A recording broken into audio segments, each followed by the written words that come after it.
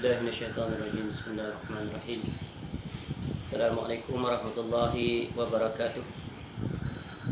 إن الحمد لله نحمده ونستعينه ونستغفره ونعوذ بالله من شرور أنفسنا ومن سيئات أعمالنا. من يهده الله فلا مضل له ومن يضلل فلا هادي له. وأشهد أن لا إله إلا الله وحده لا شريك له وأشهد أن محمدا عبده ورسوله. يا أيها الذين آمنوا اتقوا الله حق تقاته ولا تموتن إلا وأنتم مسلمون. يا أيها الناس اتقوا ربكم الذي خلقكم من نفس واحدة وخلق منها زوجها وبث منهما رجالا كثيرا ونساء واتقوا الله الذي تساءلون به والأرحام إن الله كان عليكم رقيبا. يا أيها الذين آمنوا اتقوا الله وقولوا قولا سديدا يصلح لكم أعمالكم ويغفر لكم ذنوبكم ومن يطع الله ورسوله فقد فاز فوزا عظيما. أما بعد فإن أصدق الحديث كتاب الله وخير الهدي هدي محمد صلى الله عليه وسلم وشر الأمور محدثاتها وكل محدثة بدعة وكل بدعة ضلالة وكل ضلالة في النار. اللهم إنا نسألك علما نافعا. Ya Allah, kami memohon kepada Engkau ilmu yang bermanfaat, warizqan thayyiban, dan rezeki yang baik, wa amalan mutaqabbala, dan amal yang diterima. Alhamdulillah, kita bersyukur pada Allah Subhanahu wa taala dapat bertemu kita pada malam ini, iaitu majlis pembacaan hadis-hadis Nabi sallallahu alaihi wasallam daripada Kitabul Arba'in fi Mabanil Islami wa Qawaidil Ahkam, yang dikenali sebagai Arba'in An-Nawawiyah, yang dihimpun oleh Al-Imam Al-Muhaddith Al-Faqih Yahya bin Saraf bin Muri An-Nawawi Ad-Dimashqi Asy-Syafi'i rahimahullah, yang lebih dikenali masyhur dengan panggilan Al-Imam An-Nawawi rahimahullah. Seorang ulama yang lahir pada tahun 631 Hijrah dan meninggal pada tahun 676 Hijrah. Dalam usianya relatif muda, sekitar 45 tahun. InsyaAllah pada malam ini kita akan memasuki hadis yang baru, yaitu Al-Hadithul Ishrun, hadis yang ke-20. Hadis yang ke-20 ini adalah hadis yang menjelaskan salah satu daripada akhlak yang sangat agung, akhlak yang sangat mulia, iaitu yang berkaitan dengan sifat malu. Baik, mari kita bacakan matan hadis ini. Seterusnya kita menjelaskan faedah-faedahnya secara global, dan kemudian perincian-perincian di bahagian yang tertentu untuk faedah kita bersama, untuk kita raih daripada wasiat Nabi SAW yang ke-20 dari 42 hadis yang muatkan oleh Al-Imam An-Nawawi rahimahullah di dalam kitabnya ini. Baik. Qala Al-Imam An-Nawawi rahimahullah an Abi Mas'ud Al-Ansari Al-Badri radhiyallahu anhu qala Rasulullah sallallahu alaihi wasallam, inna mimma adraka an-nasu min kalamin nubuwwatil ula idza lam tastahyi fasna' ma syi'ta. Rawahul Bukhari. Baik. Dari Abu Mas'ud, yaitu Uqbah bin Amru Al-Ansari Al-Badri radhiyallahu anhu, dia berkata, Rasulullah sallallahu alaihi wasallam bersabda, sesungguhnya salah satu perkara yang telah diketahui manusia dari kalimah kenabian terdahulu adalah, jika engkau tidak malu, maka berbuatlah sesuka hati engkau. Hadis riwayat yaitu Al-Imam Bukhari rahimahullah dalam kitabnya pada hadis nombor 3483. Jadi hadis ini adalah daripada Abi Mas'ud Uqbah bin Amru Al-Ansari Al-Badri, iaitu salah seorang sahabat Nabi SAW, iaitu dari golongan Ansar Al-Badri, iaitu dia seorang sahabat Nabi SAW yang berasal daripada Badar. Kemudian dia tinggal di Kufah. Jadi hadisnya diriwayatkan sekitar lebih dalam 100 hadis sekitar itu. Ya. Baik, hadis ini dimuatkan oleh Imam Bukhari rahimahullah di dalam kitab sahihnya. Pada nombor 3483, 3484 dan 6120. Jadi hadis ini adalah hadis yang ke-20, yaitu wasiat Nabi SAW yang sangat agung. Yaitu hadis yang ringkas, padat, syarat dengan makna. Yaitu merupakan salah satu daripada panduan kehidupan seorang Muslim demi meraih keselamatan dan kebahagiaan, yaitu di hidupnya di dunia dan negeri akhirat, yaitu menjaga maruah diri dengan memiliki salah satu sifat yang mulia, yaitu sifat malu. Ya, jadi hadis ini ya memfokuskan, menjelaskan kepada satu perkara penting. Ya, satu sifat yang kesemua manusia memilikinya. Ya, sifat yang semua manusia lahir-lahir Allah iringi dia dengan salah satu sifat, yaitu malu. Ini dinamakan malu, yang lahir bersamanya dinamakan malu secara fitrah. Malu iaitu yang bersifat tabi'i. Setiap orang memiliki sifat ini. Ini dinamakan sifat malu yang asli. Cumanya malu ini dia merupakan tabiat dan dia relatif berbeza-beza di antara seseorang dengan seseorang.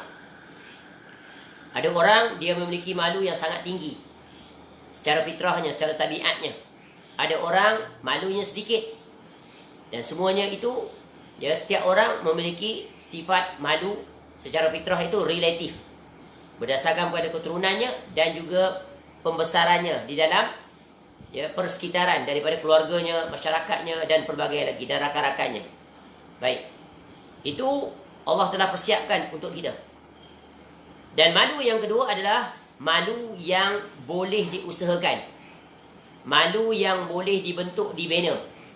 Inilah kita katakan skill. Skill which we can learn, we can develop, we can readjust ourselves accordingly untuk capai sifat malu. Malu yang diusahakan ini adalah malu yang tentunya kita usahakan agar sifat malu itu mendatangkan faedah. Baik. Jadi Nabi SAW, ya, menyebutkan bahawa inna mimma adrakan nasu min kalamin nubuwatil ula, yaitu sesungguhnya salah satu perkara yang telah diketahui manusia dari kalimah kenabian terdahulu, yaitu idza lam tastahyi fasna' ma syi'ta. Jika engkau tidak malu, berbuatlah sesukamu. Jadi hadis ini menjelaskan tentang malu dan kondisi sifat malu itu terwujud di dalam, ya, tabiat seseorang dan dipraktikkan oleh individu berkaitan. Jadi pertamanya kita lihat apa makna malu. Para ulama beri penjelasan pelbagai definisi.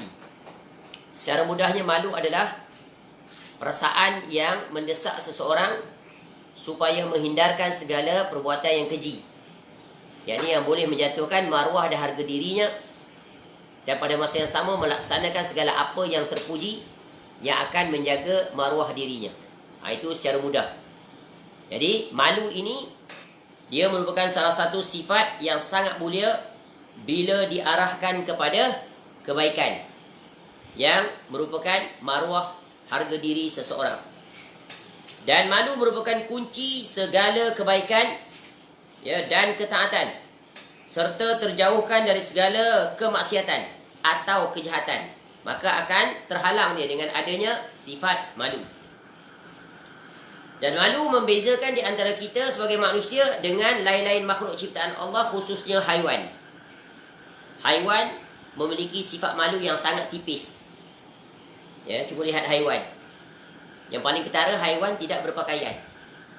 Tetapi manusia berpakaian untuk menutup anggotanya. Sehingga disebut, ya, anggotanya disebut sebagai kemaluan. Sebab apa? Adanya sifat malu di situ kalau terdedah. Tapi kalau manusia telah mengangkat tabir, ya, auratnya itu, maka dia persis sama seperti haiwan, binatang yang tidak berpakaian. Tuh.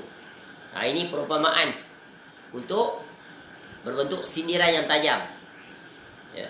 Sebab itu hadis ni kata nanti, Di dalam hadis lain, di dalam hadis ni kata fasna ma syi'ta. Jika engkau tidak memiliki sifat malu, buatlah apa saja. Nanti akan datang penjelasan maksudnya. Dan malu merupakan wasiat para nabi. Ya, di sini Nabi SAW sebut sesungguhnya salah satu perkara yang telah diketahui manusia dari kalimat kenabian. Menunjukkan apa? Seluruh para anbiya, ya, para rasul-rasul alaihi wassalatu wassalam, di antara perkara yang mereka sampaikan kepada umat mereka adalah tentang wasiat agar memiliki sifat malu. Ya. Malu hal yang berkaitan dengan urusan kepribadian dalam urusan dunia, malu dalam urusan yang berkaitan dengan hak-hak Allah Ta'ala. Jadi, hadis ini masih lagi berkaitan juga dengan hadis sebelumnya. Iaitu hadis yang ke-19, ihfazillaha yahfazka. Ya, jagalah Allah, Allah akan jaga kamu. Orang yang menjaga hak-hak Allah Ta'ala ini, di antara sifat yang mendominasi pada dirinya adalah memiliki sifat malu. Sebab dengan ada sifat malu itu, maka dia malu, tak berani untuk melakukan pelanggaran terhadap perintah-perintah Allah. Sama ada yang berbentuk perintah berbuat atau perintah meninggalkan. Ya, sebab itu para rasul semua menekankan kepada umat masing-masing, milikilah sifat malu. Iaitu malu yang sesuai dengan syariat.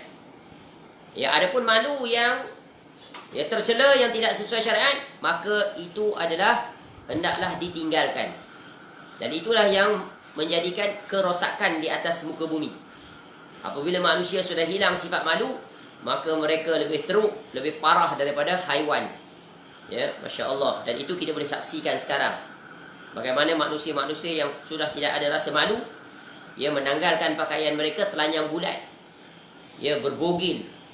Kita lihat banyak berlaku di negara-negara barat. Mereka melakukan demonstrasi, protes dalam keadaan telanjang bulat, tanpa sebarang sifat malu. Dan sudah menjadi kebiasaan mereka bertelanjang bulat ataupun memakai pakaian yang di bahagian tertentu saja di tepi-tepi pantai.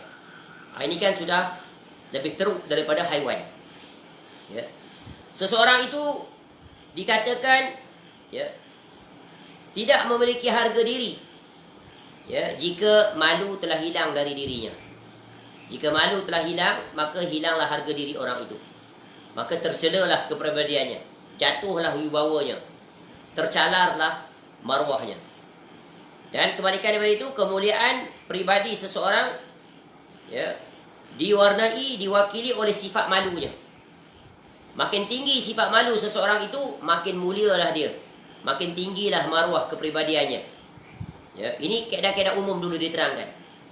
Jadi malu adalah merupakan harga diri seseorang. Dan malu adalah cerminan daripada kebersihan jiwa, kebersihan hati. Makin bersih hati seseorang, maka makin tinggilah malunya. Malu pada hal apa ni? Malu yang pertamanya sudah tentu malu kepada Allah Subhanahu Wa Taala. Itu malu nombor satu. Malu yang wajib. Malu kepada Allah Subhanahu Wa Taala. Iaitu malu kepada Allah Taala, iaitu dengan melaksanakan seluruh perintah-perintah Allah dan meninggalkan seluruh larangan Allah. Itulah dia malu yang terpuji. Malu kepada para malaikat. Begitu juga malu kepada para malaikat, sebab malaikat Allah utuskan jaga kita. Kiri kanan ada, depan belakang ada. Kemudian malaikat satu lagi bersama kita. Jadi sekurang-kurangnya ada 5 malaikat bersama kita setiap hari. 24 hours selagi mana kita hidup. Jadi malu pada malaikat adalah sama juga tadi. Tak berani nak berbuat maksiat. Kerana apa? Malaikat mencatat. Malaikat melihat perbuatan kita. Apa saja ucapan yang kita keluarkan itu, malu, berhati-hati, teliti nak buat ucapan. Maka dengan itu kita akan menjaga diri kita malu kepada Allah, malu kepada para malaikat, malu kepada Nabi SAW. Kita Allah pilih jadi umat Nabi SAW, umat terbaik, umat akhir zaman, umat untuk Rasul penutup. Tiba-tiba kita melakukan pelanggaran-pelanggaran terhadap apa yang diwasiatkan oleh Nabi SAW untuk kita lakukan. Bahkan berani pula kita menyanggah Nabi SAW. Bahkan berani pula kita mengada-adakan atas nama agama yang Nabi SAW tak perintahkan. Ini kan malu yang membawa bencana, malu yang sangat dicela. Begitu juga malu sesama manusia. Seorang anak dia malu kepada kedua orang tuanya. Tak berani dia meninggikan suara. Tak berani dia sombong di hadapan kedua orang tuanya. Tak berani dia mengingkari perintah kedua ibu bapanya. Itu adalah malu yang terpuji. Begitu juga malu seorang isteri kepada suaminya. Tak berani dia meninggi suara. Tak berani dia membangkang kata-kata suaminya. Kerana dia adalah isteri. Begitu juga dia menjaga adabnya yang sangat tinggi di hadapan suaminya. Ya. Suami dan dia ada perbezaan, ada jurang. Ya. Tak boleh dia melampaui batas. Ya. Kemudian malu, ya, kita dengan jiran, malu kita dengan masyarakat dan banyak. Jadi ruang lingkup malu ini adalah, ya, cakupannya tidak terhitung. Ya, malu kita dengan haiwan. Ya, ketika kita nak menanggalkan pakaian, tengok ada kucing sebelah kita, tak berani kita nak telanjang bulat, malu. Ya. Dan sungguh Nabi SAW menunjukkan contoh sifat malu yang sangat agung. Ya, jika kita masih ingat sebelum ini kita telah mempelajarinya secara ringkas di dalam kitab Syama'il Al-Muhammadiyah pada bab yang ke-49. Khusus Al-Imam At-Tirmizi rahimahullah sebut dalam babu, ya, ma jaa fi haya'i Rasulillah SAW, pada bab yang ke-49, iaitu bab yang telah datang pada menyatakan tentang sifat malu Nabi SAW, di mana Al-Imam At-Tirmizi rahimahullah datangkan dua hadis.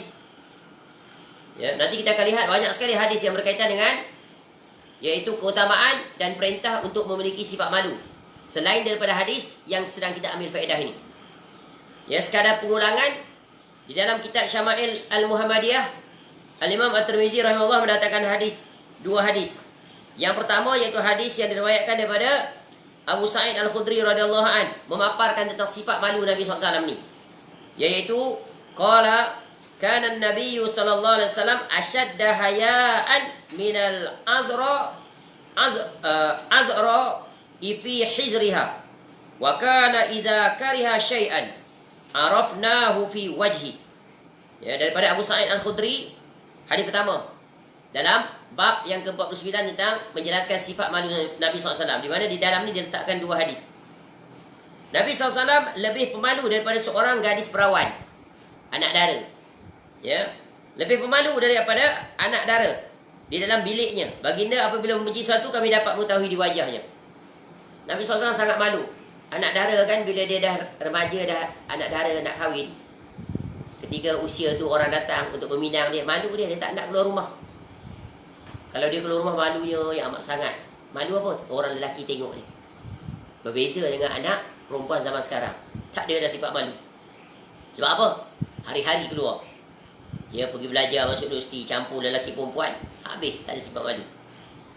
Jadi, apa yang disebut oleh Nabi SAW, dia menjelaskan bagaimana wanita mukminah di zaman Nabi SAW pemalu semuanya. Sulit nak dilihat wajah mereka, tak keluar rumah. Itulah yang sepatutnya. Ya, keluar bila perlu. Itu pun keluar tak bersendirian, keluar dengan mahramnya, ayahnya atau ibunya. Nabi SAW lebih malu daripada itu. Seperti anak gadis kalau ditanya orang datang meminang, dia tak kata sendak, tak. Ya, dia diam saja. Diam itu tanya setuju. Kecuali kalau dia tak nak, dia akan tunjuk sikap dia. Ya. Kemudian dalam hadis yang kedua dijelaskan tentang betapa malunya Nabi SAW, iaitu qalat ma nazartu ila farji Rasulillah SAW atau qalat ma raaitu farja Rasulillah SAW qat. Ya, daripada Aisyah radhiyallahu anha menceritakan, tidak pernah aku memandang ke arah kemaluan Rasulullah SAW, atau beliau berkata, tidak pernah sekalipun aku melihat kemaluan Rasulullah SAW. Padahal suami isteri dibenarkan. Ya, tidak ada lagi aurat di antara suami isteri. Tapi Nabi SAW malu, menunjukkan betapa Nabi SAW memiliki malu tahap paling maksimal. Jadi Nabi SAW, ya, sangat halus akhlaknya, akhlak yang terbaik. Ya, sebab itu Nabi SAW disebut uswatun hasanah. Ini adalah malu yang sesuai dengan syariat. Jadi, ya, malu ini adalah perisai bagi seorang Muslim. Dan malu ini sungguh membawa faedah yang sangat banyak. Ya, baik, sebelum kita masuk di situ, kita lihat makna hadis ini terlebih dahulu. Ya, Bahagian pertama telah kita jelaskan bahawa semua rasul-rasul, para anbiya datang menjelaskan kepada umat masing-masing tentang kewajipan memiliki sifat malu. Kerana sifat malu adalah perisai daripada yang melakukan perkara-perkara yang boleh menjatuhkan harga diri, ya, di sisi Allah Ta'ala dan juga di sisi manusia. Boleh faham? Contoh, orang yang memiliki sifat malu yang terpuji, dia pasti akan berusaha sekuat tenaga untuk mentaati perintah Allah. Ya. Tapi bila hilang sifat malu, maka dia tak rasa apa-apa ketika mana tak menunaikan perintah Allah. Bahkan dia saking dahsyatnya hilang sifat malu, berani pula melakukan kemaksiatan-kemaksiatan yang tegak. Bukan kemaksiatan ketika sendirian saja, di tengah ramai-ramai orang ni. Ya, bahkan berbangga pula menceritakan kemaksiatannya kepada orang. Dia update lagi, upload lagi dalam status dia. Ya, tangkap gambar selfie. Ya, dengan ramai-ramai dengan wanita. Dia lelaki, bukan mahram dia. Duduk seronok, dia duduk kepit tengah-tengah. Kiri kanan perempuan, bangga dia. Tu. Ya. Tu. Kadang-kadang dengan keadaan penampilannya mendedah aurat wanita tu. Ya, seronok dia. Dia buka. Dia aurat dia supaya orang tengok. Dia berbangga dengan pujian dan ramainya mata yang melirik ke arah tubuh badan dia. Tu sampai berani sekali. Ramai tak orang seperti itu zaman sekarang? Ramai. Para wanita khususnya. Hilang sifat malu. Padahal Nabi SAW sebut, malu Nabi SAW itu lebih malu daripada wanita pingitan, anak dara. Ini dah tua dah, pun masih tak malu-malu lagi. Ya, masih lagi mendedahkan aurat, bertabarus. Dia berlagak macam orang muda. Dia gayanya orang muda. Wanita. Maka tak heranlah wanita penghuni paling banyak dalam neraka. Maka Nabi SAW dah ingatkan awal-awal. Ya, wanita yang berpakaian tapi telanjang. Ya. Mereka ibarat punuk-punuk unta. Pakai apa? Ni nampak rambut dia. Dia ikat-ikat naik atas. Nampak bentuk rambut. Tu peringatan keras. Ni calon ahli neraka. Padahal rambut tak boleh ditonjolkan. Rambut dia panjang, tarik ke bawah. Jadi tudungnya menutupi, tak nampak bentuk rambut. Ni tak. Dia pintal rambut dia. Dia buat sanggul. Kemudian dia buat scarf tu, dia belit sebiji. Ikut shape rambutnya. Itulah dalam hadis disebut. Ya, ibarat punuk-punuk unta. Hilang sifat malu. Bahkan berani pula, berbangga pula dia menunjukkan fashion itu kepada orang agar orang mencontohinya. Ini sunnah sayyi'ah. Sunnah yang mendatangkan pada bencana. Ya, sebab itu ya, Nabi SAW menjelaskan ini adalah wasiat yang sangat agung oleh semua Rasul-Rasul alaihissalam. Akibat mereka, kaum mereka itu hilang sifat malu, berani menderhaka Allah, bahkan berani pula mencabar Allah. Bila hilang sifat malu, datang sifat berani. Berani yang tercela. Sampai mencabar Allah Ta'ala. Turunkan azab. Ya, akhirnya mereka semua diazab. Yang selamat siapa? Umat Nabi SAW. Allah tak turunkan serta-merta azab. Allah bagi mereka tempoh, Ya. Tu. Kalau umat dulu, datang azab, habis semua. Pupus terus kaum mereka itu. Ditimpa azab oleh Allah. Seperti kaum Nabi Hud, kaum Nabi Soleh, kaum Nabi Shu'aib, Fir'aun dan seumpamanya. Habis semua sekali. Ya, kenapa? Hilang sifat malu kepada Allah Subhanahu Wa Taala, berani pula dia.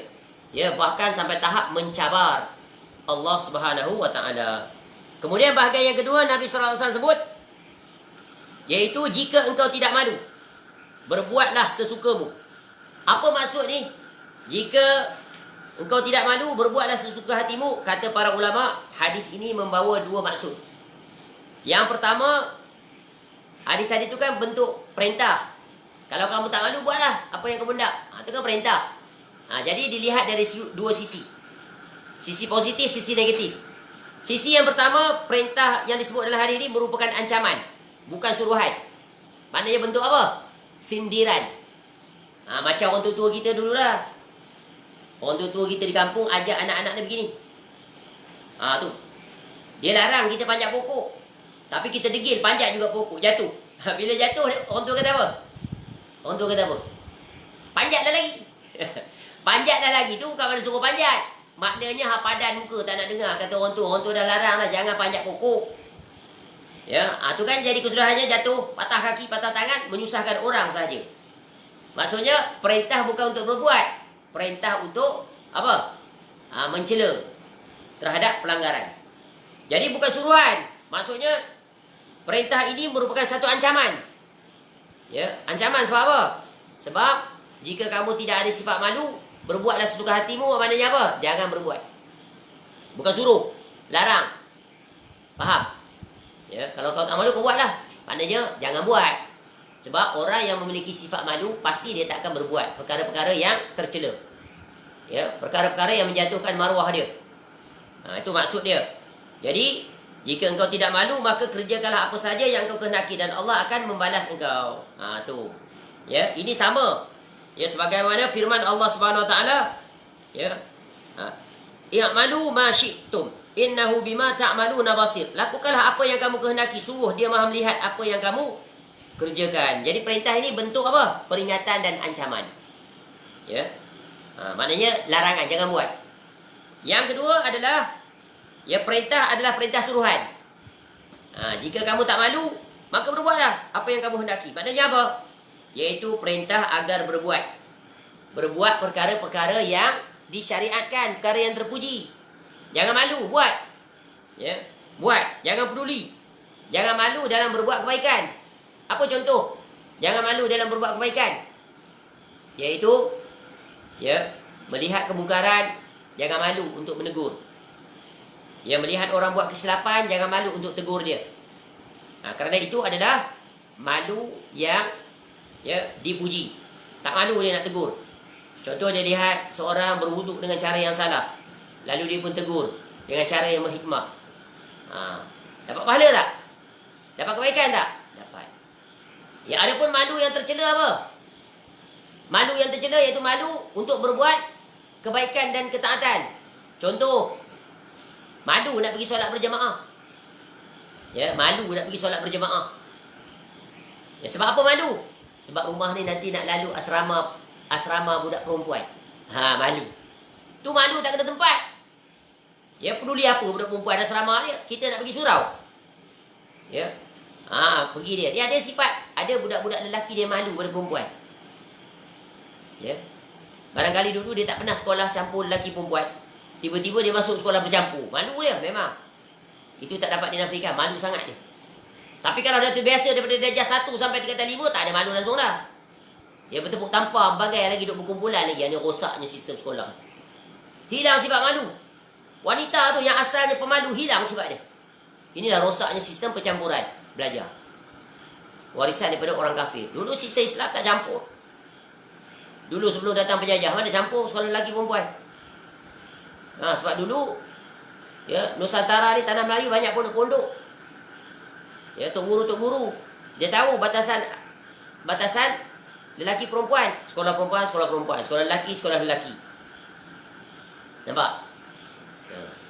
Tapi bila datang orang kafir, cara nak merosakkan itu, ya, dia punya grand design adalah merosakkan, iaitu tatanan sosial. Lalu dicampur bau lelaki perempuan. Dia nak suruh jadi macam masyarakat dia rosak orang kafir itu di barat.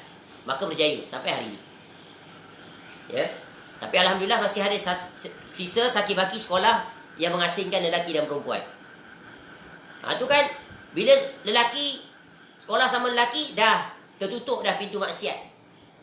Ya. Untuk melihat wanita, betul kan? Tengok anak-anak sekarang. Ya, tingkatan 4, tingkatan 5, tingkatan 3 perempuan tu dah boleh kahwin dah. Pakai baju sekolah pula putih. Pelik ajaib. Lepas tu wanita tu pakai gelap, tak nampak bentuk tubuh badan. Ni pakai nampak bra semua, komplit. Tengok budak sekolah. Macam mana nak mengajar? Ya. Ini syaitan datang. Ya. Patutnya bukan pakai kasut hitam. Pakai baju hitam perempuan, tutup, tak nampak, gelap. Tudung pula kena labuh. Ni tak, sihat-sihat semuanya. Itulah kemaksiatan berlaku. Perzinaan berlaku. Sekarang tengok, di kalangan pelajar berlaku. Masya Allah. Ya. Kalau dia asing, kita dah buat prevention method. Dia terpaksa. Dia tak ada peluang. Kesempatan tu tak ada. Sebab apa? Tak ada di depan dia. Tapi bila bercampur, bolehlah group discussion lah, cikgu ajar, duduk semeja lah, bersentuh tangan lah. Ni kan ni semuanya perkara-perkara yang sudah dianggap biasa, tak berdosa.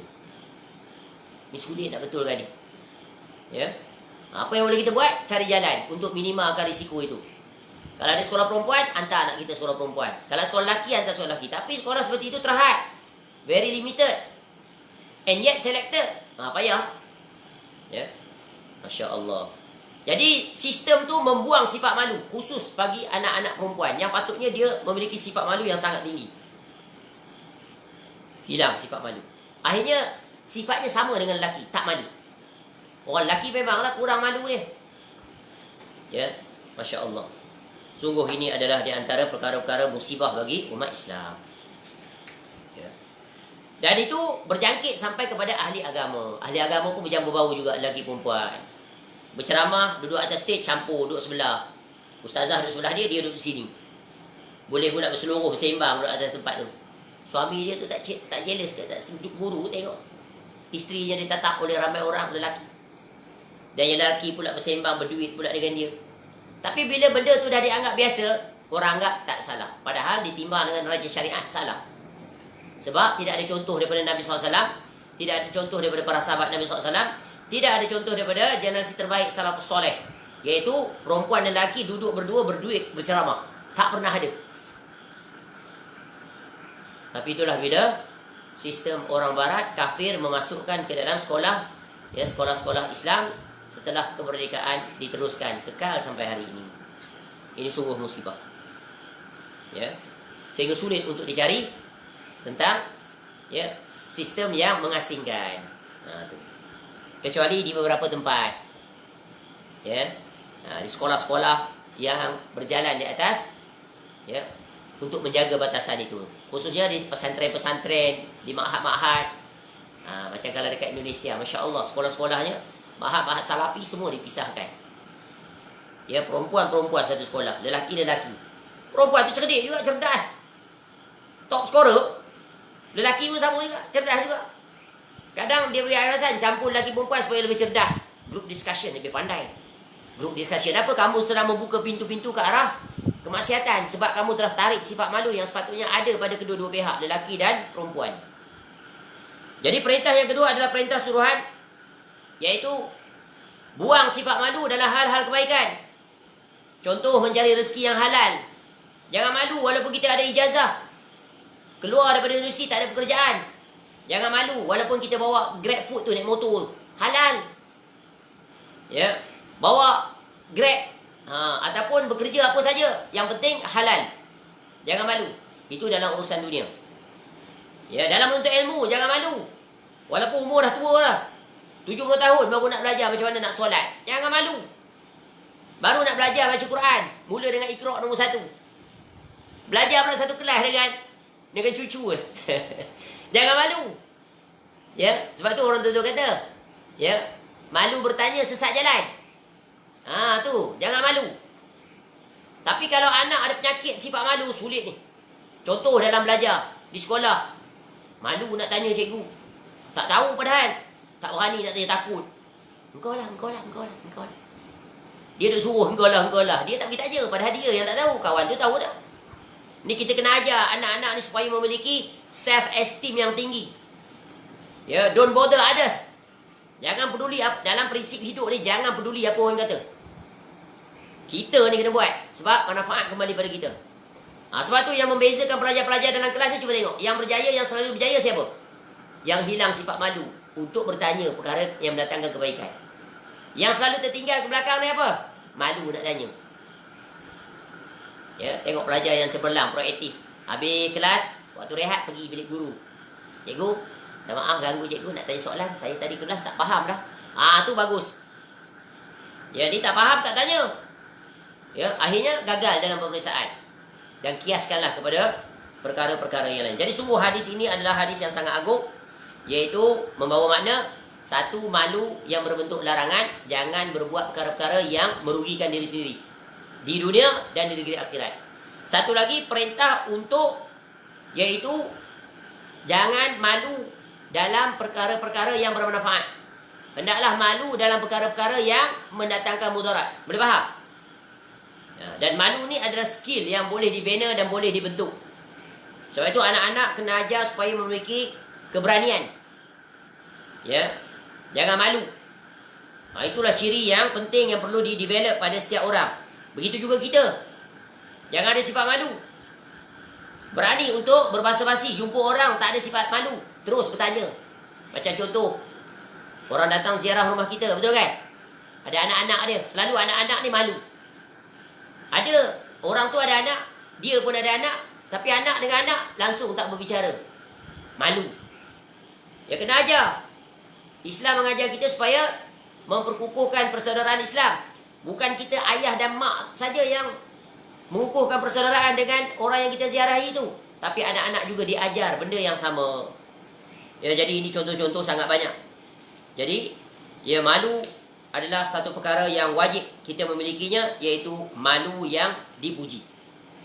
Sebab itulah ya Nabi SAW menjelaskan banyak sekali peringatan ataupun penjelasan tentang keutamaan memiliki sifat malu yang terpuji. Contoh, di antara keutamaan malu itu adalah malu yang sesuai dengan syariat, ya, ya, tidak lain akan mendatangkan pasti kebaikan bagi pemiliknya. Ya, sebagaimana sabda Nabi SAW, al-haya'u la ya'ti illa bi khair. Ya, malu itu tidak mendatangkan melainkan semata-mata kebaikan. Malu yang sesuai syariat. Ya, malu yang mendatangkan kebaikan dari dua jurusan, agama dan dunia. Contoh, dia bekerja, first day masuk tempat kerja, tak malu dia untuk berkenalan dengan semua rakan sejawat di tempatnya. Tak malu dia nak bertanya jika dia tidak tahu tentang sesuatu pekerjaan. Tak ada, dah dia duduk diam je, tak tahu nak buat apa. Ini ya. Kemudian malu adalah cabang daripada iman. Sebab itu malu adalah amalan hati, dan amalan hati berkaitan dengan iman. Sebagaimana sabda Nabi SAW, al-imanu bid'un wa sab'una au bid'un wa sittuna syu'bah. Fa'afdaluha qawlu la ilaha illallah. Wa adnaha imatatul adha anit tariq. Wal haya'u syu'batun minal iman. Iman memiliki lebih daripada 71 atau 60 cabang. Cabang yang paling tinggi adalah kalimah la ilaha illallah. Dan yang paling rendah adalah membuang duri-duri, gangguan di jalanan. Dan malu adalah salah satu daripada cabang iman.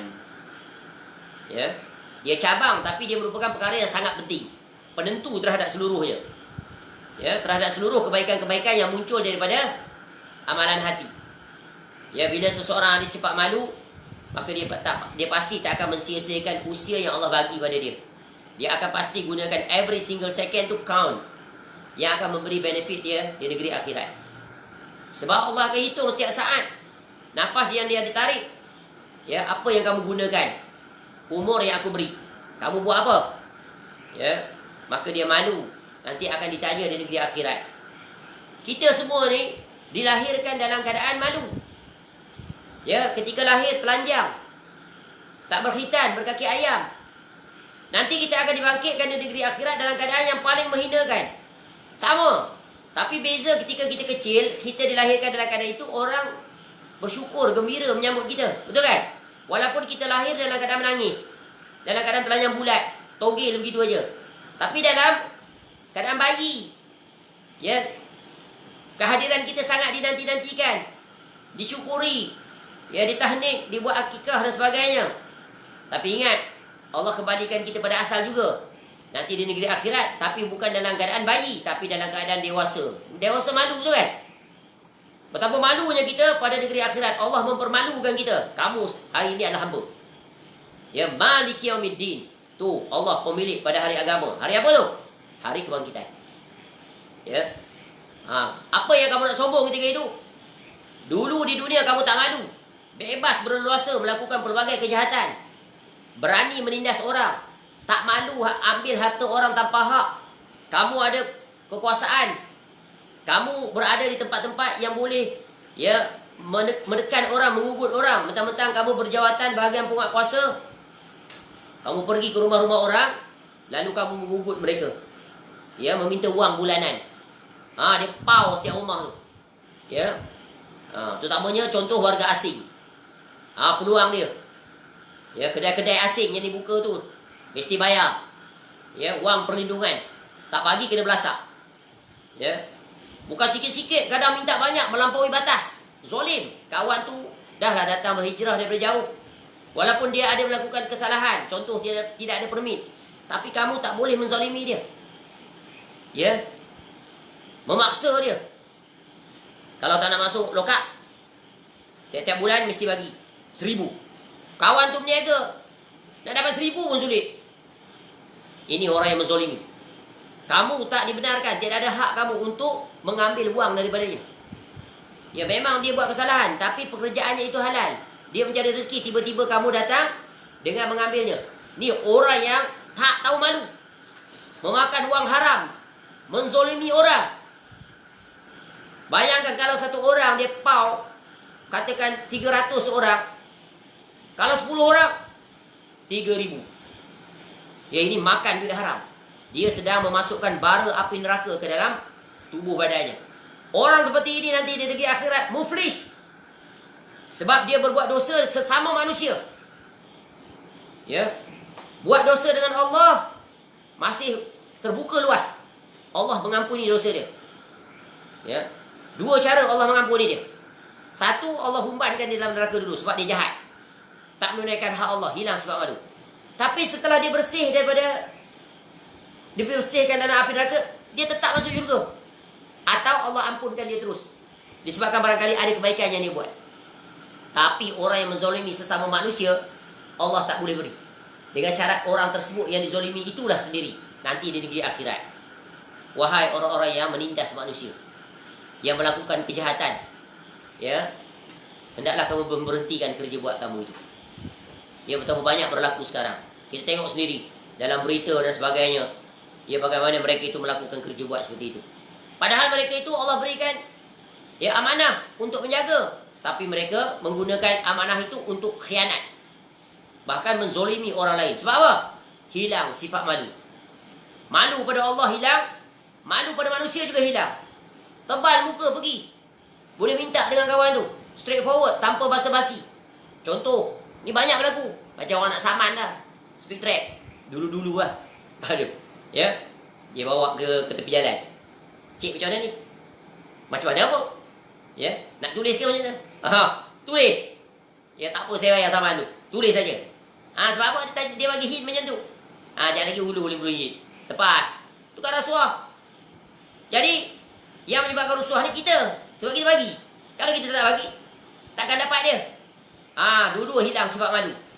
Yang meminta dan yang beri. 2/5. Kadang beri rasuah sebab apa? Terpaksa. Kalau dia tak dapat, tak boleh. Tak ada istilahnya, ada keringanan, rukhsah. Tidak ada. Ya. Tidak ada. Haram hukum dia. Ya. Biarlah kita kena denda 300 sebulan. 300 speed trap tak apa. Yang penting kita selamat. Duit itu bukan pergi pada kocek dia, tapi pergi kepada perbendaharaan negara. Kembali kepada manfaat rakyat. Itu sebagai tanda ya kita melakukan kesilapan, hikmat balik untuk rakyat. Dapat pahala lagi. Ya. Masya Allah. Jadi orang bila hilang sifat malu, lebih hina daripada haiwan. Lebih hina daripada ya makhluk yang tidak berakal. Kemudian ya keutamaan orang yang memiliki sifat malu ya, iaitu Allah cinta kepadanya. Allah cinta kepada hamba-hambanya yang memiliki sifat malu. Innallaha azza wa jal hayyun sittirun yuhibbul haya'a was sitra. Fa iza tasala ahadukum falyastatir. Ya. Sesungguhnya Allah azza wa jal dia Maha Pemalu. Maha menutupi. Dia menyintai rasa malu dan ketertutupan. Ya. Apabila salah seorang daripada kamu mandi, maka hendaklah dia menutup diri. Maksudnya masuk tandas baca bismillah. Ya. Kemudian baca a'udzubika minal khubsi wal khaba'ith.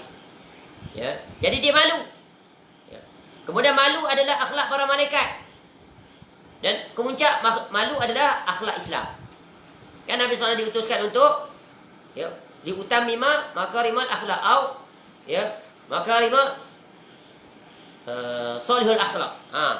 Ya, untuk memperbaiki, mengindahkan akhlak ya umatnya. Masya Allah. Dan malu adalah dapat menjadi perisai mencegah dia daripada melakukan maksiat.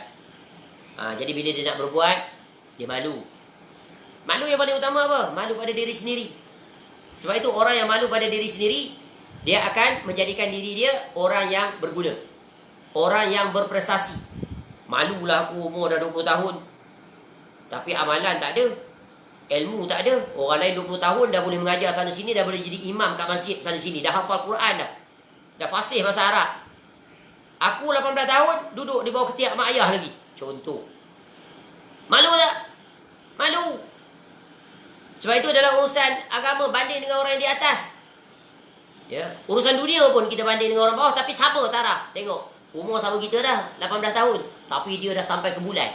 Kita masih lagi di bumi. Kalau tak ada malu juga, tak boleh tolonglah. Ya, apa lagi yang boleh kita buat? Nampak? Ya. Malu kita dah umur 70 tahun. Perangai macam orang muda, malu. Ya. Kawan yang sebaya dengan kita umur 70 tahun, dah ke mana dah? Ya, jadi tok siap masjid, jadi imam masjid, jadi bilal masjid. Ya. Terlibat dengan NGO sana sini membantu orang susah. Ya, terlibat dengan aktiviti dakwah. Kita masih sibuk aktiviti basikal lagi, kayuh sana sini. 70. Beza tu ha. Ni sama-sama umur, sama pencin. Sama bekerja. Yang 70 ni ke masjid dah. Yang 70 ni masih lagi panjat gunung. Ya, lagak macam orang muda, kayuh basikal satu Ahad. Apa kepedak? Sebab apa? Hilang sifat malu. Kemudian bercampur pula dengan maksiat. Campur lelaki perempuan. Melepak pula kedai kopi. Ya, lagak macam orang muda. Tak padan dengan umur. Tu, malu. Ya. Sepatutnya waktu usia itu, dia memperbaiki prestasi diri dia. Cari jalan macam mana nak memperbaiki. Sebab amalan kita Allah dah bagi peluang dah. Allah akan nilai amalan kita bukan yang telah berlalu. The last point. Your final. When you reach your end destination. Macam orang lari 100 meter tu. Bukan diukur dengan mula-mula. Mula-mula speed bukan main laju lagi. Tapi tiba-tiba lambat sampai. Orang lain yang sampai dulu. Yang nak ukur apa? Yang sampai dulu. Walaupun bezanya 1 second. Tapi gold medal. Faham? Ya. Sebab tu Nabi SAW ingatkan kita. Innamal a'mal bi khawatimiha. Sesungguhnya amal seorang itu diukur dengan penghujung. Dan sebelum sampai penghujung tu ni jalan nak pergi ni. Ya.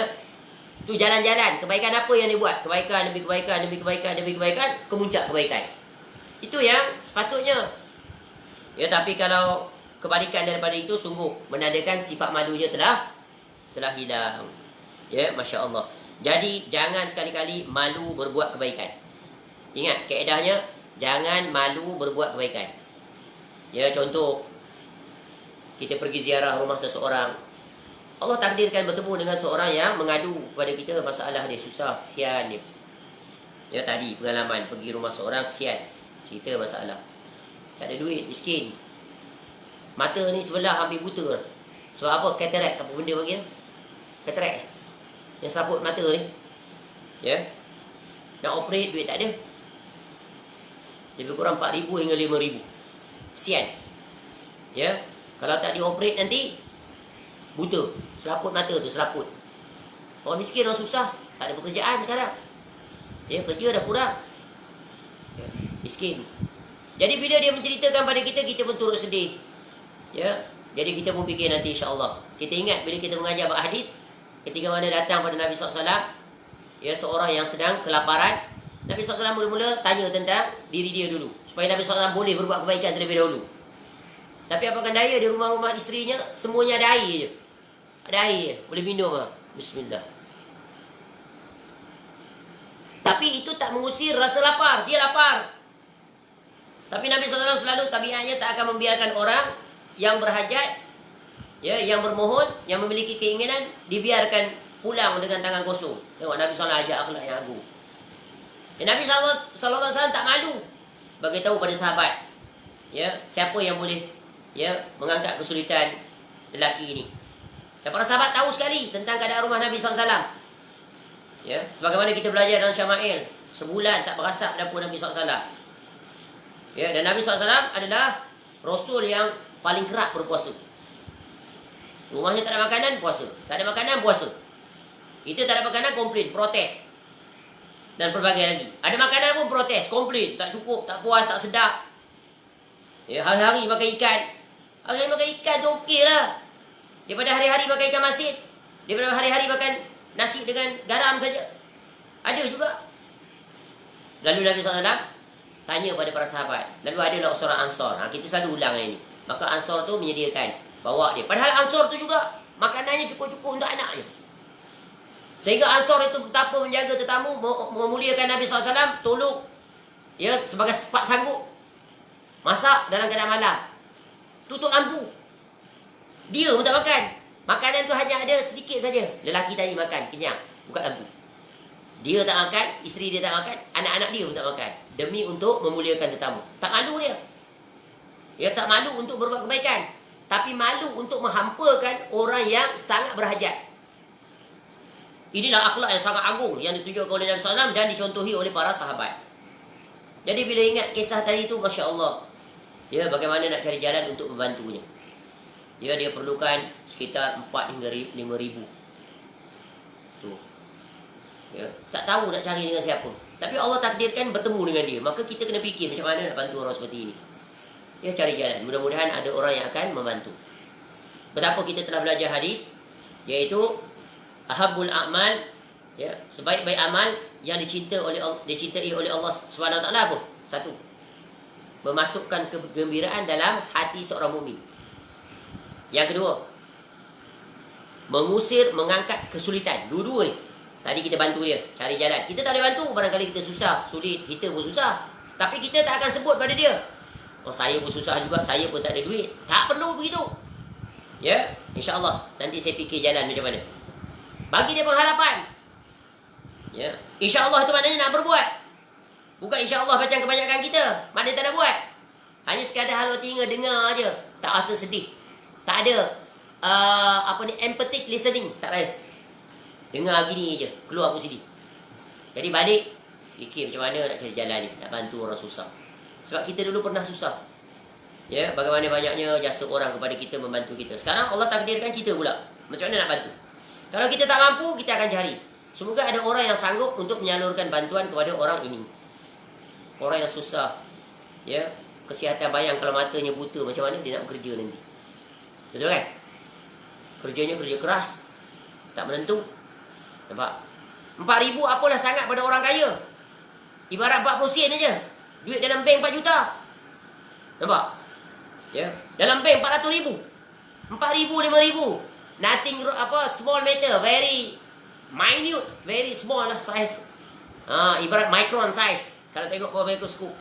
Tapi dengan 4,000, 5,000 itu yang dia sumbangkan, nanti Allah akan angkat kesulitan dia di negeri akhirat. Tu hadis tadi. Allah akan angkat dengan asbab itu. Allah turun rahmat, Allah ampuni dosa dia, masuk syurga. Barangkali bila hisab, bila azab, dengan penuh keikhlasan. Tapi ini bukan senang, kecuali orang yang memiliki sifat malu kepada Allah. Ya. Dan barangkali dia dengar, ini juga adalah peringatan Allah kepada dia. Kamu dah dengar kan? Kamu nak berbuat atau tidak?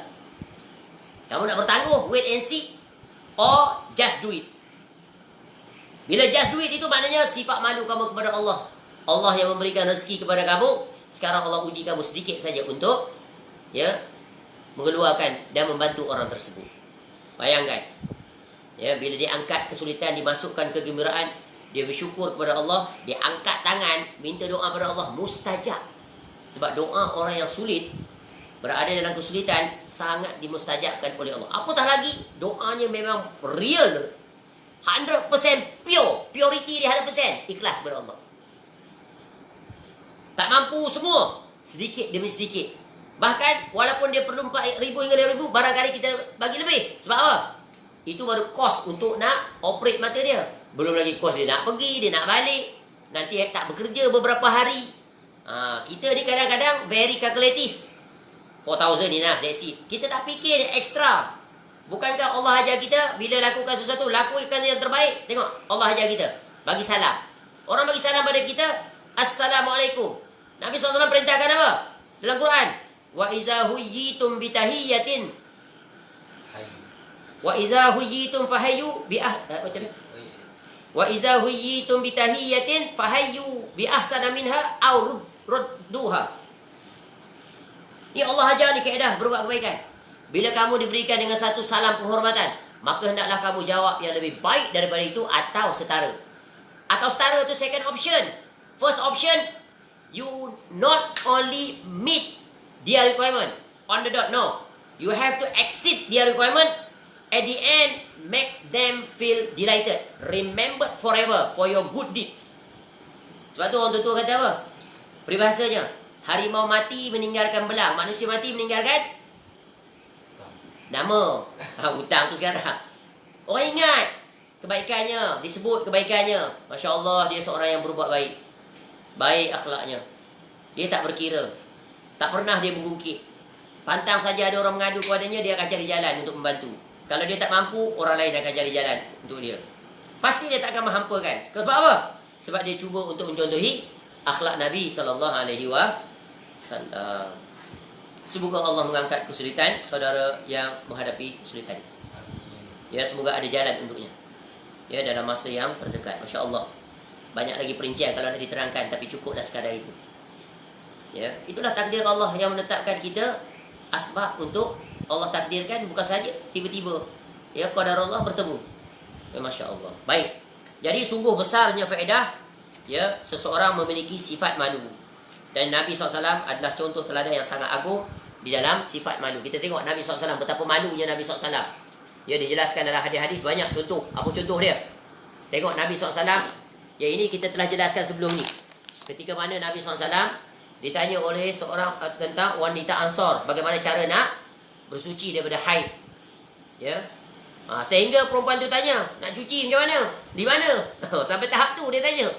Ya, maknanya di kemaluannya itu. Dan Nabi SAW malu nak sebut sampai ke situ. Ya. Ya, dia kata bagaimana cara nak bersuci dengan kapas ni? Lalu Nabi SAW kata, ya tatahhiri biha subhanallah. Malu Nabi SAW. Ya, subhanallah, bersucilah kamu dengan kapas itu. Tak faham juga. Ini sebab itu Nabi SAW puji wanita Ansar ni. Wanita Ansar ni mereka tidak malu untuk bertanya perkara-perkara kebaikan. Walaupun hal ini, hal kewanitaan, mereka tanya sampai detail. Tapi Aisyah radhiyallahu anha ketika itu ada tahu tentang masalah wanita. Lalu yang Aisyah radhiyallahu anha tarik wanita tu datang sini. Aisyah sendirilah yang mengajarkannya. Nabi SAW tak sampai hati nak sebut. Malu. Ya, walaupun tak salah. Jadi pengajaran. Sebab tu perempuan ni yang terbaik mengajarnya adalah perempuan. Terutamanya hal-hal yang berkaitan dengan kewanitaan. Ya, nak cerita bab haid, nak cerita bab apa lagi? Ya, bab beranak, bersalin. Ya, bab apa lagi? Bab darah darah apa? Darah istihadah. Ya, darah haid macam mana warna bagai-bagai. Tu yang terang explain tu perempuan. Dia tahu, dia sendiri mengalami. Lelaki walaupun dia experience belum tentu tepat. Bukan dia mengalami. Kecuali dia tengok sendiri isteri dia cek satu-satu. Buat uji kaji dekat lab, tengok color different, ini gini-gini. Tapi malu betul kan? Yang depan dia tu isteri orang, anak dara. Tak kena. Bagi perempuannya aja. Tapi sekarang terbalik. Ya, duduk depan lelaki. Lelaki tu ustaz tu perempuan, ajar bab haid pada perempuan. Tak malu ke dia? Cari dulu wanita. Takkan tak ada wanita banyak sekarang ni ustazah ni. Ni ustazah pula sibuk nak ajar orang lelaki. Pergi ajar perempuan tu. Lelaki tu biar urusan lelaki yang mengajar. Ya, ustaz lelaki beramai. Cukup dah dia mengajar orang lelaki. Kalau nak ajar wanita boleh. Ya, tapi dengan ada syarat-syaratnya yang ketat. Tu, sebab nanti timbul fitnah. Sebab hilang sifat malu berdepan. Letak tabir. Ya, ataupun jarak jauh sikit. Nak defend dia pula, isteri mesti ada. Sebab apa? Penampan. Bila nak berbuat sesuatu, ingat isteri ada. Tak berani, malu pada isteri. Dia tak ada pada isteri, mula dia mata dia melidah, tengok scanning sana, scanning sini. Akhirnya berlaku skandal. Banyak berlaku demikian, banyak. Ya, tambah-tambah ustaz tu muda lagi. Baru kahwin atau belum kahwin, ni nak cari pasal. Kadang-kadang pelik. Dia belum kahwin lagi, ajar bab rumah tangga, berumah tangga. Ni parah ni. Ajar macam mana nak didik anak. Dia anak tak ada lagi. Ni kan benda yang tak patut, tak padan, tak layak, hilang sifat malu. Yang patut nak ajar didik anak ni orang dah ada anak, dah ada pengalaman. Ni banyak juga berlaku. Kadang-kadang kita tengok, Allah kesian. Bagi betul macam mana nak mendidik anak. Anak baru umur 7 bulan, baru umur setahun. Yang duduk depan dia tu anak dah kahwin, dah bercucu dah. Tahu sikit kadar diri kamu tu, tak malu ke? Ya, Masya Allah. Jadi kita nak mengajar tu sesuai dengan orang yang kita nak ajar. Ya, Masya Allah. Tengok Nabi SAW, ketika Nabi SAW menerima perintah solat, Nabi malu kepada Allah. Ya, melepasi Sidratul Muntaha. Naik lagi. Ya. Ke Baitul Ma'mur ke? Baitul Ma'mur. Okey. Ya, kemudian Allah perintahkan solat 50 waktu. Nabi SAW turun langit ke-7. Sampai ke langit ke-6, Nabi Musa AS ada kat situ. Langit ke-7 Nabi Ibrahim AS. Nabi Ibrahim AS tak kata apa-apa. Tapi turun sampai ke langit ke-6, Nabi Musa AS kata pergi minta semula ke Allah. Umat kau takkan mampu. Ya, aku dah cuba dah pada umat dan Bani Israel, tak mahu ni, tak mampu. 50 solat. Naik Nabi SAW. Turun lagi. Apa yang berlaku? Dah turun 10, 340. Nabi Musa AS kata naik lagi. Turun lagi 10, 330. Nabi Musa AS kata tak mampu, naik lagi. Nabi SAW naik lagi, turun lagi 10, tinggal 30. Naik lagi. Turun, tinggal berapa? 10 juga. Kurang. Tinggal 10. Naik lagi. Nabi Musa kata tak mampu, naik lagi Nabi SAW. Turun, jadi berapa? 35. Nabi Musa AS kata naik lagi. Umat engkau takkan mampu buat 5 ni. Umat aku pun tak mampu. Tapi Nabi SAW kata apa? Sa'altu Rabbi hatta stahyaitu walakin arda wa usalli. Apa kata Nabi SAW? Aku sudah berkali-kali memohon kepada Allah sampai aku rasa malu. Ya. Dah 5, tinggal 5 nak naik lagi. Cukuplah. Mampu tak mampu, itu cukup. Ni bahasa tambahan lah. Namun, kali ni aku rela dah menerima keputusan Allah. Cukuplah 5, turun ke bumi. Betul tak? Kata Nabi Musa AS, umat kamu tak mampu. Majoriti umat Islam meninggalkan rukun Islam yang ini. Puasa, majoriti boleh buat. Tapi solat, majoriti tak buat. Sebab solat dia sangat berat. Berat sebab apa? Sebab solat itu adalah menundukkan diri, menyerlahkan rasa malu yang amat sangat kepada Allah. Sebab itulah orang yang solat ni memiliki sifat malu yang sangat tinggi kepada Allah. Dia solat tu sebab apa? Taat kepada perintah Allah. Ketika dia solat tu, dia konsentrasi. Dia sedang berhadapan dengan Allah ni, dia tak boleh main-main. Malu dia nak berkhayal ketika solat, nak main-main, nak solat ekspres, ya, dan sebagainya. Dia berusaha untuk menundukkan dirinya. Dia menghinakan dirinya kepada Allah sebab apa? Malu kepada Allah. Allah perintahkan aku satu hari 5 kali aja. Itu pun maksimum 4 rakaat saja. Malu kepada Allah. Dalam urusan dunia, ya Allah, tak ada malu langsung. Ya, sampai overtime, sampai ke tengah malam. Tak malu dia. Tak malu pada jiran, tak malu pada siapa. Sampai tak ada masyarakat langsung. Orang kenduri kenara, dia pergi kerja. Ya, hari raya Idul Fitri adalah dia overtime. Malam tu, dia pergi kerja lagi. Ya, sungguh ini satu perbuatan yang tak sepatutnya berlaku. Dia lebih mengutamakan kerjanya berbanding dengan menegakkan syiar agama. Banyak tak berlaku demikian? Banyak. Sebab apa? Demi wang. Kerja hari raya Idul Fitri itu triple gaji dia. Hilang sifat malu. Sebab apa? Ya, nafsu dunia. Masya Allah. Sebab tu hadis ini sangat besar faedahnya. Tengok Nabi SAW menunjukkan banyak situasi bagaimana Nabi SAW mencerminkan malu yang terpuji. Ya, sungguh barang siapa yang memiliki sifat malu yang terpuji, hidupnya sungguh bermakna. Hidupnya sungguh bermanfaat. Hidupnya sungguh berberkah. Jadi hadis ini memberikan kaedah yang sangat agung. Hendaklah kita berusaha untuk memiliki sifat malu yang terpuji. Hendaklah kita jauhi sifat malu yang tercela. Malu yang tercela ini banyak sekali. Ya, terbuka luas di zaman ini. Ya, malu untuk menuntut ilmu syar'i. Cuba tengok pelajar-pelajar yang menuntut ilmu syar'i. Kalau kita tengok by first impression, kita ingat dia belajar jurusan engineering. Penampilan dia tak malu dia, pakai pakaian seluar jean ketat, t-shirt, kopiah tak pakai. Kalau dia duduk di keramaian dalam universiti itu, sama saja dia dengan pelajar lain. Pelajar yang ambil kedoktoran, pelajar silap-silap pelajar kedoktoran itu lebih Islami penampilan dia daripada dia. Yang perempuan pula pakai macam biasa, bertabarus, pakai gincu, bagai-bagai. Ambil apa? Jurusan diploma dalam syariah dan IT. Contoh. Tapi tengok, ya Allah, macam tu penampilan. Pakai seluar, pakai baju singkat, ya, pakai tudung tu siap belit sini, kat sini, rainbow layer, triple layer. Yang melekat tu pakai apa? Yang melekat badan baju. Pakai kain apa? Kain leka, leka apa? Leket. Likra, leket tu leket foil. Itu je. Leket foil tu yang buat pembungkusan makanan ringan tu, aluminium tu. Apa? Lekra. Sampai lekra tu sampai ya, melekat kat badan. kat badan, nampak the whole body. Macam-macam facial sekarang pakai. Ya.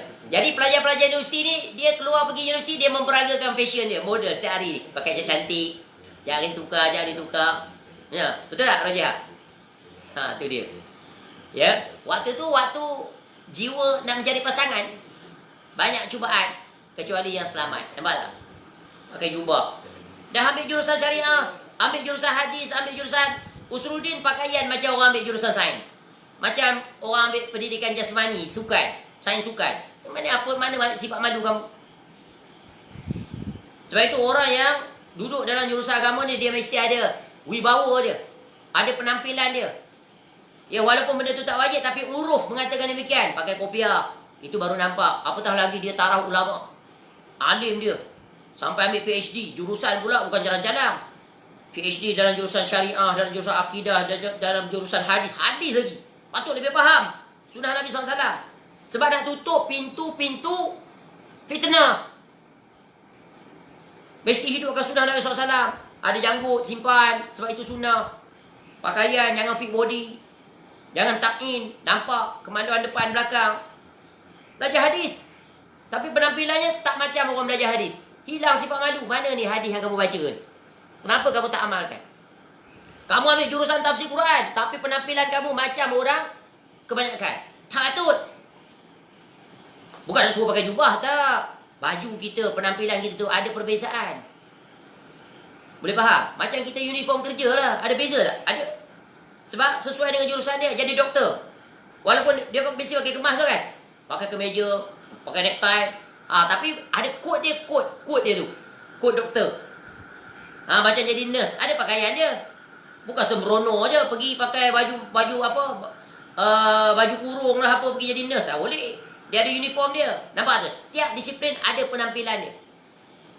Ya. Bekerja sebagai polis, ada pakaian dia. Apa saja bukan, jadi engineer, ada pakai overall dia dan sebagainya. Jadi civil engineer, ada penampilan dia. Takkan civil engineer pakai coat, pakai tie pakai. Itu civil engineer gila tu boleh. Nak panjat bangunan, nak terjun longkang, semua pakai macam tu. Ya, pakai kasut, safety boot, safety helmet. Itu kan tempat, kena tempat dia. Itu namanya keadilan, meletakkan sesuatu di tempatnya. Ni ambil jurusan agama macam orang lain je. Serupa je. Kalau tengok tak tahu ustaz dia. Rupanya ustaz, tapi hilang wibawa. Sebab apa? Dia tak praktis. Ya, only teori saja. Itu beza. Sebab apa? They only learn, but they not practice. Hanya teori saja. Jadi hilang wibawanya. Wibawa, ya, credibility-nya hilang. Cuba tengok sistem Islam dulu mengajar macam mana. Ya, sebab tu bagus tengok pondok macam mana. Orang belajar pondok, penampilannya, jaga pakaian, ya, berserban, berjubah bagai. Sesuai lah kamu belajar pondok, belajar agama. Paling-paling pakai kopiah ataupun pakai songkok. Sebab apa? Nak beza. Kalau tidak kita berjalan, kita tak tahu dia ustaz. Akhirnya dia jadi macam orang gelandangan. Macam orang biasa juga, orang tak panggil ustaz. Sebab apa? Barangkali dia rasa rendah diri. Trend sekarang, dia ikut tu, dia follow the crowd. Bukan dia tu kena ada perbezaan, dia sepatut ada beza, ada wibawa. Masya Allah. Ini di antara perkara-perkara yang menakjubkan yang berlaku di akhir zaman. Patutnya ada ciri khas dia. Inilah berjayanya memisahkan di antara teori dan praktik. Patutnya dia berjalan. Sebab itu para ulama dulu tengok hebat. Mereka ada ciri khas mereka sebagai ulama. Bahkan ada penampilan, pemakaian dia. Lagi alim dia, ada perbezaan dia dengan orang awam. Nampak tak?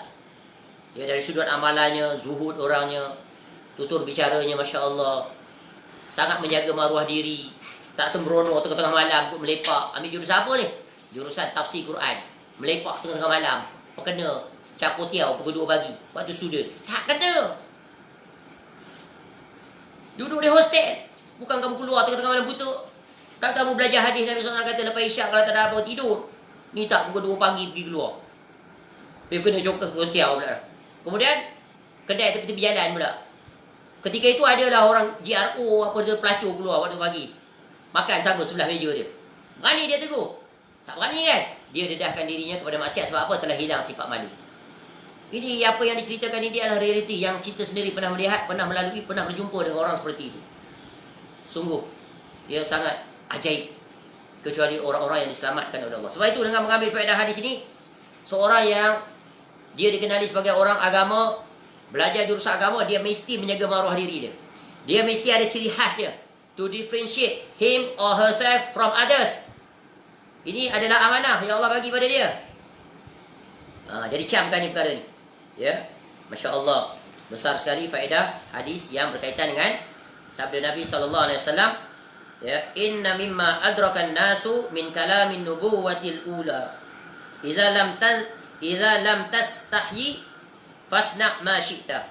Sesungguhnya salah satu perkara yang diketahui manusia, tak? Diketahui manusia dari kalimah kenabian terdahulu adalah jika engkau tidak malu, berbuatlah sesuka hatimu.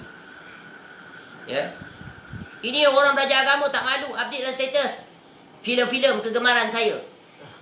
Apa faedah kau pergi update? Memanglah kalau kita tengok filem pun janganlah cerita pada orang, itu kan aib maksiat. Ya. Ada pula orang tulis, kalau nak dapat calon menantu, soalan pertama kita kena tanya dia, pernah tak tengok filem porno? Tanya. Ni siapa aja kaedah macam ni? Pak mentua kena tanya. Sebelum nak terima calon, cek dulu. Buat screening test, tanya. Pernah tengok tak filem porno? Ini perkara yang dilarang. Maksiat seseorang itu, dia tak boleh dedahkan pada orang. Kita pula pergi tanya. Apa faedah kamu tanya? Tu kan jatuh maruah dia. Maksiat, kita tak boleh tanya dia, dan dia pula tak boleh dedahkan. Kita pula suruh dia self-declaration. Ni berdosa besar. Ni bila orang tak faham tentang agama. Tak boleh tanya. Itu maksiat peribadi dia. Allah tutup, dia tutup, tiba-tiba kamu nak buka. Apa manfaat pada dia sebagai calon dia? Anak kamu kenal dah pada dia kan? Yang kamu tanya soalan tu apa? Barangkali kamu tanya soalan tu sebab kamu pun juga penggemar porno. Itu aja. Sebab tanya buat apa yang tu? Masya Allah. Ajaib sungguh orang di zaman sekarang. Bagi cadangan seperti itu pula dalam Facebook dia. Ya, ini kita baca. Allah larang mendedahkan aib, menceritakan dosa kita. Dosa kita Allah ampunkan. Ya, aib kita. Sebab tu Allah sebut, barang siapa yang menyimpan aibnya, Allah akan jaga aib dia. Tapi kalau dia sendiri dah mula membuka aib dia, Allah tak akan jaga aib dia di negeri akhirat. Sebab bila dia bertaubat, Allah hapuskan seluruhnya. Dan ditambah lagi, ya, itu adalah berkaitan dengan malu, maruah. Tiba-tiba rahsia maksiat kita didedahkan pada pak mentua. Satu family tahu. Kemudian cerita pula pada adik-beradik dia, ya, mak saudara dia. Ni kebodohan di atas kebodohan. Sungguh menakjubkan. Ada pula cadang soalan begitu, pergi tanya. Ni belajar ni, hadis-hadis Nabi SAW ni. Ya, kalau ada sifat malu, pasti pak mentua tak tanya soalan begitu. Bahkan orang yang mencadangkan tu telah terangkat, telah terbuka, tersingkap sifat malunya. Seolah-olah dia suci, kononnya tak pernah tengok. Siapa yang tak pernah tengok? Dalam Facebook kita tu tiba-tiba datang aja. Betul kan? Cerita-cerita macam-macam ada. Iklan kadang-kadang. Ada tak? Ada. Ya, ini musibah di zaman ini. Yang sulit untuk seseorang berlepas diri. Apa yang boleh dia buat? Jaga diri dia. Minimize kan? Ya, jika terlanjur bertaubat kepada Allah. Jangan pergi self-declaration macam orang Kristian. Pergi kepada padri dia, self-declaration. I have done this. Yeah, I have a lot of sin. One of them, list. Satu listed semua. Lepas tu padri kata, okey. Ya, saya ampunkan dosa awak. Ya, awak dah bebas. Tu. Bukan begitu. Masalah kita, dosa kita hanya lapor pada Allah, bukan pada manusia. Masya Allah. Cukup sangat tu. Ini. Ya, jangan kita berbuat sesuatu yang mendatangkan dosa. Jangan kita pandai-pandai mensunahkan sesuatu perkara yang mendatangkan bencana bagi diri kita. Sungguh itu satu dosa besar. Tinggalkan. Jangan duk pandai-pandai dalam urusan agama. Kalau tak pandai, tak tahu, tanya. Jangan berbuat.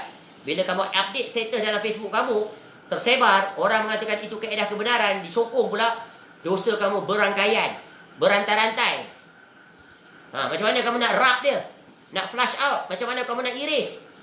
Ya, kamu boleh iris Facebook kamu, tapi dia telah lekat di Facebook orang lain. Tak boleh hilanglah dia punya. Macam mana? Sebab tu teliti, berhati-hati sebelum menulis.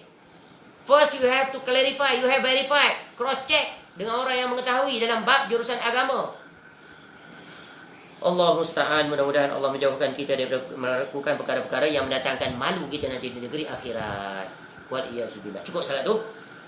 Semua hadis ini kalau nak diuraikan terlalu panjang.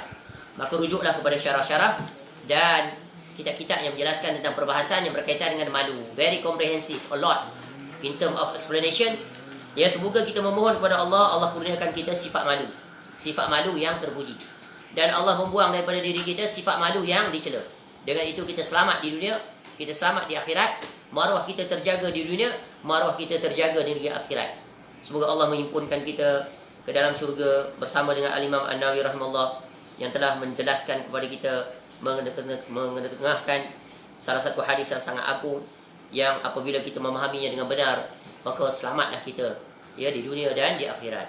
Semoga Allah ya menyertakan kita bersama dengan Al-Imam An-Nawawi rahimahullah ya di dalam syurga Firdaus bersama dengan Nabi SAW, ma'alladzina an'amta alaihim minan nabiyyin was-siddiqin wasyuhada'i was-salihin wa hasuna ulaika rafiqa. Wallahu a'lam. Subhanakallahumma wa bihamdika asyhadu an la ilaha illa anta astaghfiruka wa atubu ilaik. Wa sallallahu ala nabiyyina Muhammad wa ala alihi wa sahbihi wasallam. Wa akhiru da'wana alhamdulillahi rabbil alamin. Assalamualaikum warahmatullahi wabarakatuh.